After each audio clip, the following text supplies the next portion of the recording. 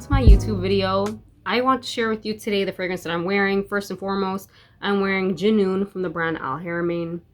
This is a gorgeous powdery, slightly floral and vanillic fragrance. This is so different to me. I've been loving this lately. Anyhow, what are you wearing today? Please let me know. And let's get into the video. So I mentioned in my last video that I would only be doing reviews on fragrances that I finished in their entirety, so the whole bottle.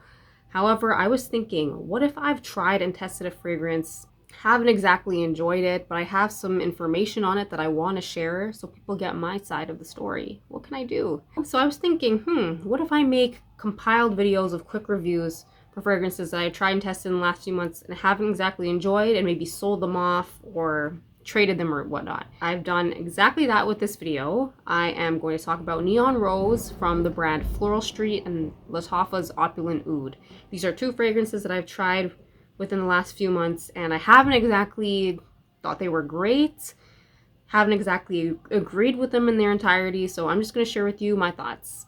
So let's start with Neon Rose. And by the way, I'm sorry that I don't have the bottles anymore because I did trade them actually for this bottle. I did trade them and with a very nice lady, so I no longer have them with me, but please bear with me. So with Neon Rose, it's an eau de parfum from the brand Floral Street.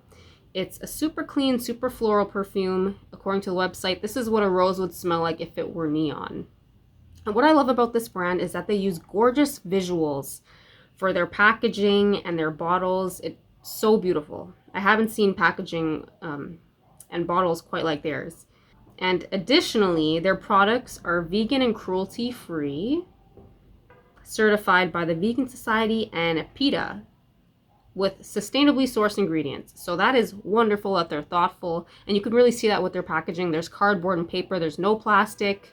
So I really love that they're thoughtful about their products. Let's talk about the fragrance. The key ingredients are pear, galbanum, bergamot, cassis cur, apple blossom, Sichuan pepper, cyclamen, juniper berry, jasmine, angelica, white cedarwood, peach nectar, and crisp amber. So there's some beautiful ingredients in here. With the opening, what you're smelling, you get a blast of invigorating green notes. So there's pear that you're smelling, there's bergamot, cyclamen, and the Sichuan pepper, and most importantly, the apple blossom. That's what you're smelling in the opening, is this blast of green, invigorating freshness. And then after a few minutes, a luscious, juicy rose comes in, and that becomes the scent. With the opening, I could not get past it. It was so green for me. It was way too green, and I was picking up a kind of dirty smell. And someone on TikTok said that it's a photorealistic rose that captures even the dirt as well. And when she said that, I was like, you know what, girl? I 100% agree with it. And maybe that's why I can't get past it, because I smell that dirtiness. This just was not for me. It may be great to someone and to a lot of people. I see some really good reviews about this with mainly people liking it, but I am that 1% that doesn't like it. So there you go. So yeah, if you're someone who likes clean fragrances and have been searching for a rose scent that you haven't found yet, you might actually enjoy this fragrance because the opening is so invigorating and fresh, and it's not a heavy fragrance at all. So I feel like you might actually enjoy this. Give it a try and see if you like it.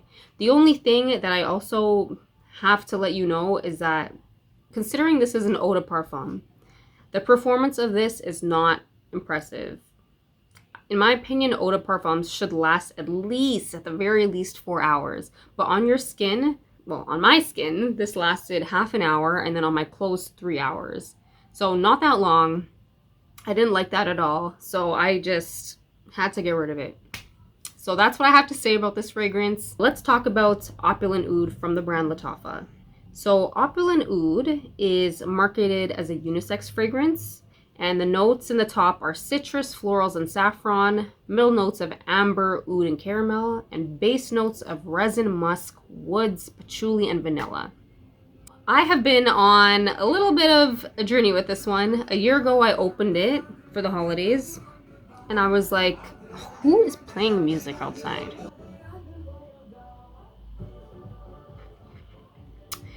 So a year ago, I opened this for the holidays, and when I sprayed it, I was so put off by it because it smelled super masculine to me. I smelled only a deep, dark, cold oud, and that's all I smelled. And I was like, I don't know if I can get past this and like this, but let me give it a try. So the next day I tried it again, and I was like, ugh, I can't do it. So for the last year, I've been trying to sell it, and no one has really been biting until recently. Someone did want it.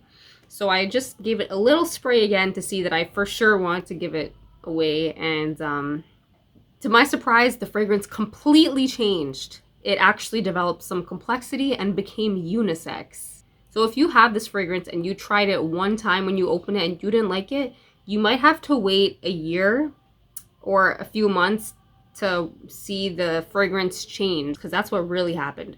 It became more gourmand and it became unisex. I started to smell caramel, the saffron, the vanilla. All those became more apparent with the oud. So it became a little bit more balanced, but still wasn't as complex as another fragrance that I have that actually reminds me so much of this fragrance that no one talks about.